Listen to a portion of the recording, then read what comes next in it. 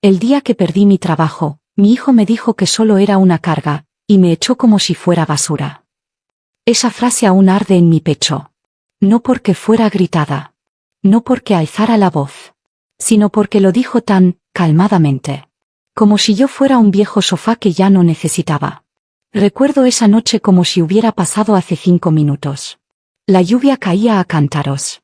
La habitación del motel olía a moho y humo de cigarrillo. Me senté al borde de la cama, aún con mi ropa de trabajo, sosteniendo una bolsa de plástico con todas mis pertenencias. Un par de zapatos. 2 camisas. La foto de mi difunto esposo. No lloré de inmediato. Era demasiado para sentirlo todo a la vez. Solo, me quedé ahí. Congelada.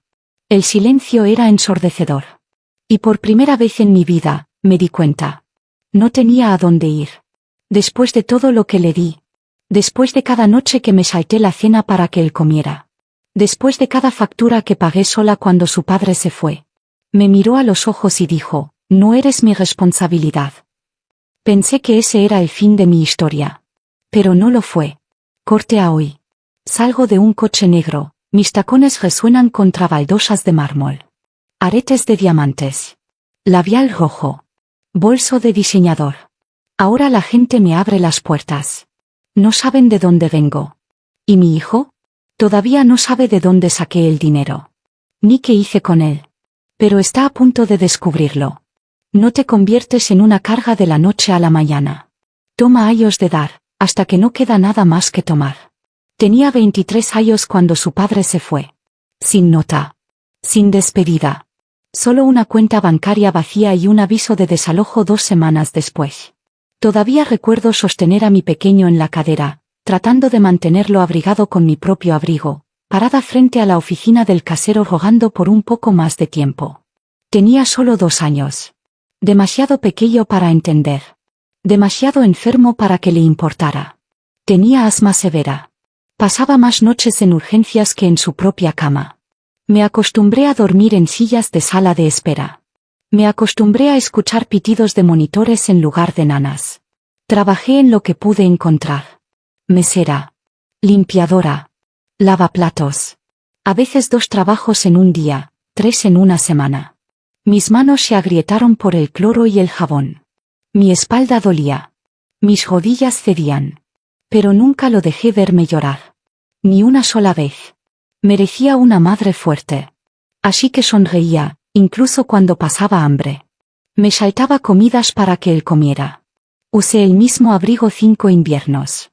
Pegué mis zapatos con cinta cuando las suelas se desprendieron. Pero él tuvo todo lo que yo nunca tuve.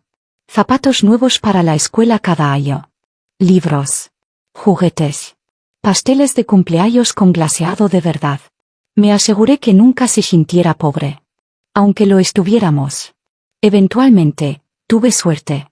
Una amiga me habló de un trabajo de limpieza, muchas horas, pero buen sueldo. La mujer se llamaba Doña Clara. 80 años. Elegante. Astuta como pocas.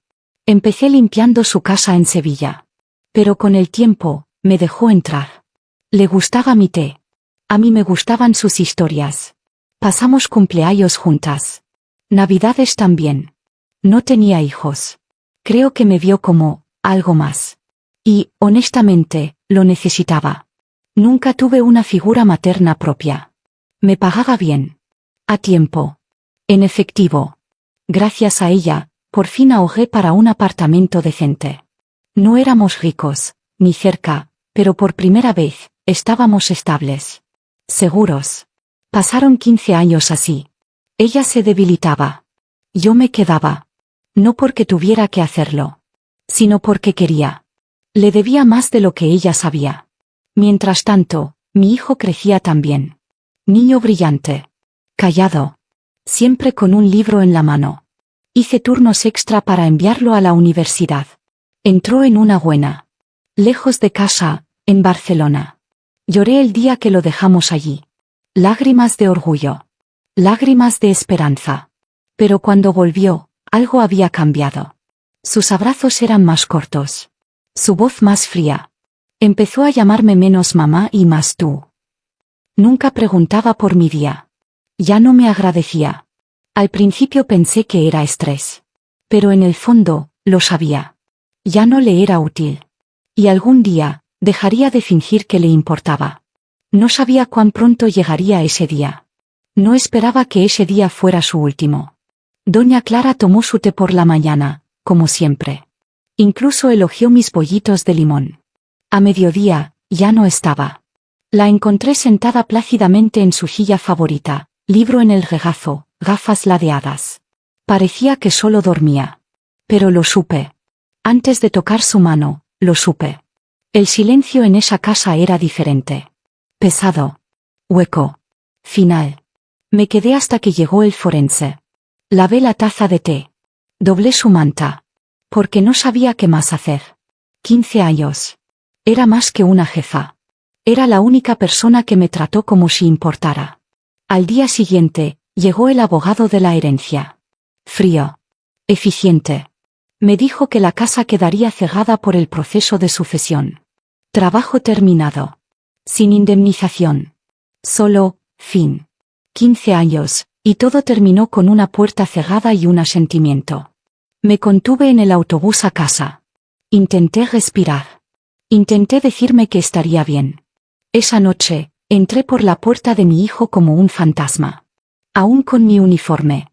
Aún sosteniendo mis llaves como si tuviera a dónde ir. Él no levantó la vista de la tele. Su esposa puso los ojos en blanco. ¿Pasa algo?, preguntó ella, como si estuviera interrumpiendo su cena. Les conté, suavemente, que doña Clara había fallecido. Que estaba sin trabajo. Que solo necesitaba un poco de tiempo para organizarme. No esperó ni 5 segundos antes de hablar. Bueno, no podemos mantener a 3 adultos con un solo sueldo, mamá. Mi corazón se hundió. Su esposa intervino, brazos cruzados. No estás aportando. Tenemos 2 niños que alimentar. No podemos seguir cargándote. Parpadeé. ¿De verdad pensaban que había estado viviendo de ellos? Cada mes les daba dinero. Compraba comida. Pagaba las cuotas escolares de los niños.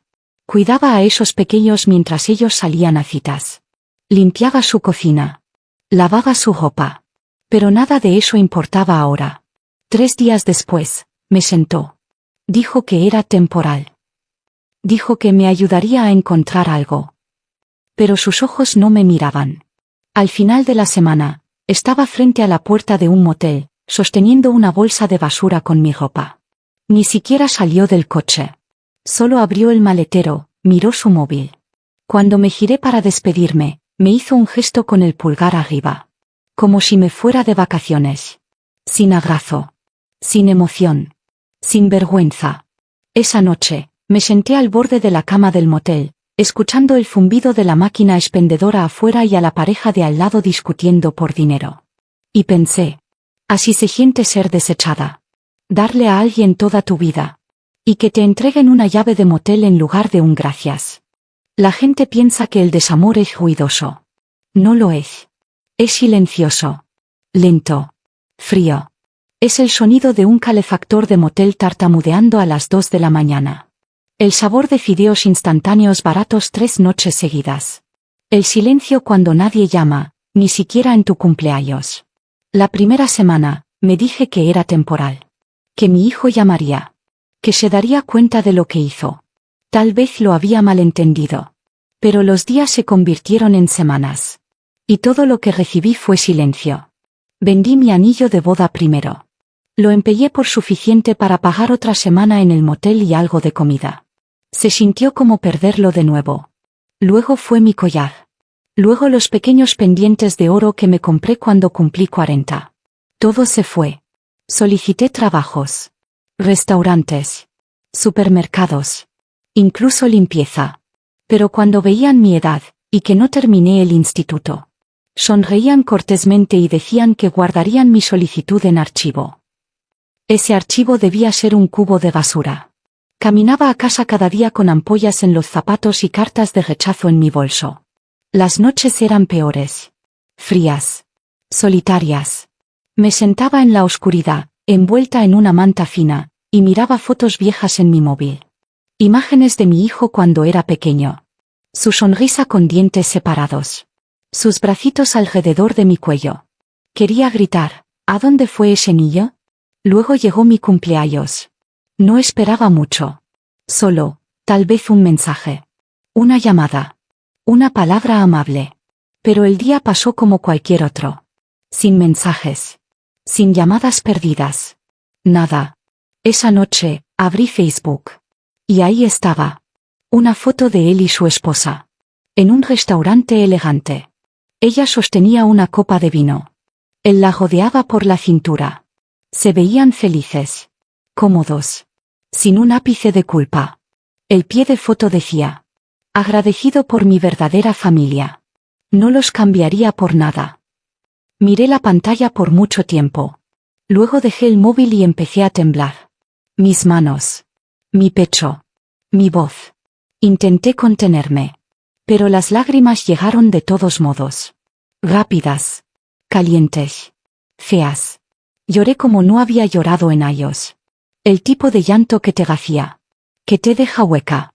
Y en algún momento de ese instante roto, susurré. Le di todo, y ahora no soy nada para él. No era solo desamor. Era borrarme. Como si nunca hubiera importado. Como si nunca hubiera existido. Pero aquí está la cosa sobre tocar fondo. No hay otro lugar a donde ir, más que hacia arriba. Habían pasado 4 meses desde el motel. 4 meses de sobrevivir a duras penas. De silencio. De vergüenza. De ser invisible. Dejé de contar los rechazos. Dejé de revisar mi móvil. Incluso dejé de esperar. Así que cuando recibí la llamada, casi no contesté. Era de un bufete de abogados. Pensé que era una estafa. Hasta que la mujer al otro lado dijo un nombre que no había oído en voz alta en semanas. Doña Clara Fernández. Mi corazón se detuvo. Por un segundo, no pude respirar. La mujer continuó, profesional y tranquila. Doña Clara había dejado un testamento. Y yo estaba listada como beneficiaria principal. Pensé que había oído mal. ¿Yo? Solo era su empleada de limpieza. Pero no, lo había dejado todo. Su casa. Sus ahorros. Sus acciones, bonos, piezas de arte, incluso las joyas en su caja fuerte. Valor total, 7,5 millones de euros. No podía hablar. No podía moverme. Solo me quedé ahí, con el móvil en la oreja, mirando el papel pintado despegado del motel como si eso explicara qué estaba pasando. Entonces la abogada dijo: también hay una carta. La escribió específicamente para usted. Cuando llegué al despacho, me entregaron un sobre con mi nombre escrito en la elegante caligrafía de Doña Clara. Lo abrí con dedos temblorosos. Decía: no fuiste solo una criada para mí. Fuiste leal, amable, honesta, y me diste compañía cuando no tenía a nadie. Fuiste la hija que nunca tuve. Esta es mi manera de decirte gracias. Vive la vida que nunca pudiste vivir. Para cuando terminé de leer, la carta estaba húmeda con mis lágrimas. El duelo me golpeó como una segunda ola. Realmente se había ido. Pero no me había olvidado. Me había visto. No como una carga. No como una sirvienta. Sino como alguien digna. Firmé los papeles en silencio, con las manos aún temblando. Sin fanfarria. Sin público. Solo yo, y una abogada que me miró como si de repente me hubiera convertido en otra persona. Tal vez lo había hecho. Y lo primero que hice. No fue una mansión. Ni diamantes. Fue una comida caliente. De verdad. Filete. Patatas. Pan fresco con mantequilla. Me senté sola en un restaurante tranquilo y comí despacio. Por primera vez en meses, probé la comida sin culpa. No tenía prisa. No temía la cuenta. No se lo conté a nadie. Todavía no. Porque un poder como ese se sirve mejor en silencio. Pensaron que me desecharon. Pero lo único que hicieron fue liberarme. Y aún no había terminado. Pensé que había terminado de llorar por él. Después de todo lo que dijo. Después de dejarme en ese motel sin siquiera un adiós. Me dije que no derramaría otra lágrima por mi hijo. Pero el dolor tiene capas. Y la traición tiene una forma de esconderse en la oscuridad, hasta que decide mostrarse. Ocurrió un martes cualquiera. Estaba reunida con mi contable, ultimando detalles de la herencia. Me preguntó si quería cerrar mi antigua cuenta corriente, la que usaba antes de que doña Clara falleciera. Casi dije que sí. Pero algo me dijo que revisara el historial primero. Solo por si acaso. Así que lo abrimos en su portátil. Y ahí estaba. Un retiro. 12,000 euros. Desaparecidos. 3 días antes de que mi hijo me echara. Mi estómago dio un vuelco. Nunca lo autoricé. Nunca lo retiré. Pedí al banco que lo rastreara. Misma dirección IP. Misma ciudad. Mismo apellido. No quería creerlo. Pero en el fondo, ya lo sabía. Él lo tomó. Robó lo último de mis ahorros antes de desecharme. Y empeora. Abrí Facebook esa noche. Su esposa acababa de subir fotos nuevas. Estaban de vacaciones. Un yate. Cócteles. Platos de cena de 5 estrellas. Ambos sonriendo como si hubieran ganado la lotería. El pie de foto decía: por fin tomándonos tiempo para nosotros. Nos lo merecemos. Ese dinero era mi fondo de emergencia. El dinero que iba a usar para sobrevivir. Para comer. Para mantenerme caliente. Para vivir. Ellos bebían champán mientras yo comía fideos rancios. Reían en un yate mientras yo lloraba en una cama de motel. Se bronceaban bajo el sol mientras yo empeñaba mi anillo de boda para pagar el alquiler. No solo me dio la espalda. Me robó. Y luego me culpó por necesitar ayuda. Me quedé mirando la pantalla, mi corazón latiendo, no de tristeza esta vez, sino de rabia. Esto no era solo negligencia. No era solo distancia. Era crueldad. Calculada. Limpia. Fría. Esa noche, no lloré. No grité. Solo me senté en el silencio y lo dije en voz alta por primera vez. No es solo egoísta. Es cruel. Y ese fue el momento en que cambié. Algo dentro de mí se endureció. No amargura. No ira. Claridad. Enfoque. Porque ahora sabía la verdad. No cometió un error. Tomó una decisión. Y ahora, yo también lo haría. No lo confronté. No llamé. No grité. La venganza no siempre es ruidosa. A veces, la venganza más silenciosa corta más profundo. Lo primero que hice fue contratar a un abogado. No cualquier abogado. Uno de los mejores de la ciudad, discreto, implacable y valiendo cada euro. Empezamos con lo básico. Congelé todas las cuentas conjuntas que alguna vez compartimos. Incluso la que probablemente olvidó que existía. Tenía solo unos cientos de euros, pero el mensaje era claro. Ese pozo se secó. Luego pasé a la fase 2. Algo poético. Algo perfecto.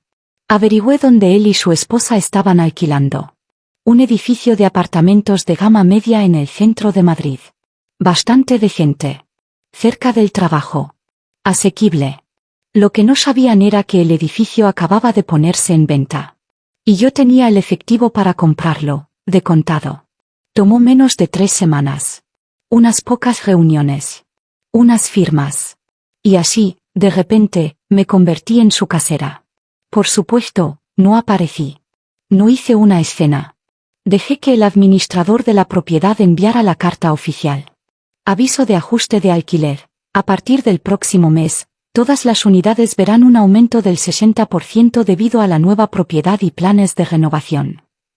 Supe por el administrador después que mi hijo irrumpió en la oficina, rojo de furia, gritando que esto era injusto y repentino e imposible con 2 niños. Rogó por clemencia.